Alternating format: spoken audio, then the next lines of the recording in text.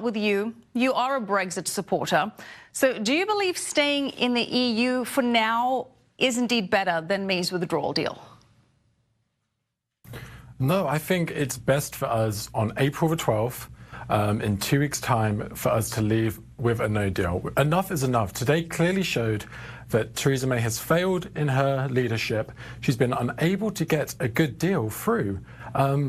There's complete lack of support in Parliament for her deal, and it essentially shows that we should leave on the 12th, break free from Europe, as we promised for voters for the last 3 years that we would.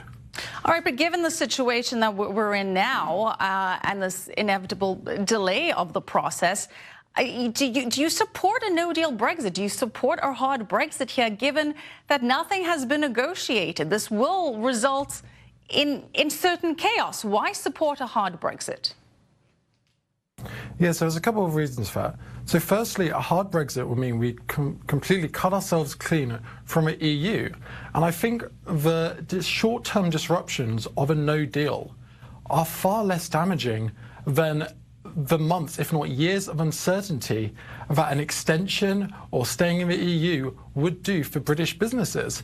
And similarly, I'm feeling the same as a lot of people in the UK. That we're quite angry that half an hour ago we should have left the EU, and now it's getting delayed, frustrated by a parliament, a remaining parliament. 52% voted to leave, but yet we're governed by a parliament system where 3/4 of MPs are remainers.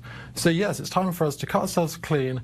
And the Department of International Trade has said in the last few weeks that they're making considerable progress in preparing for a no-deal Brexit.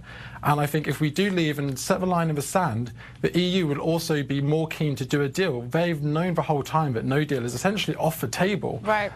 So they've been able to give us an awful deal, and we've had to accept because Theresa May Remainer has been leading us.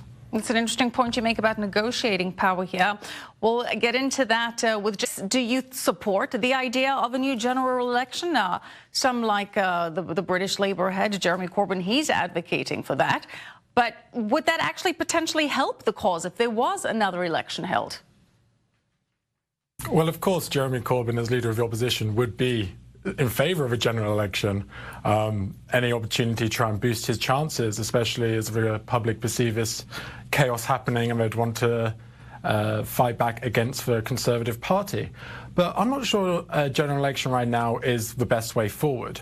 I know for certain that Theresa May does need to go. She has said thousands of times that we would be leaving today, and that hasn't happened. And it's just, she's a Remainer Prime Minister, and what she's given us is a withdrawal agreement. And the main focus of a withdrawal agreement, it did combat the immigration issue, which a lot of Remainers perceived was the heart of Brexit. What it didn't combat was the trade and democracy issues. So she perceived, as a Remainer, that what Brexiteers wanted the most was to control of immigration. So therefore, the withdrawal agreement didn't focus on the democratic or the trade side. And that's where she's been proven wrong, because Brexiteers do not support the withdrawal agreement. And she's trying to scare tactic the way for Brexiteers to support her deal. And it's not going to work a fourth time round. Jake, very quick.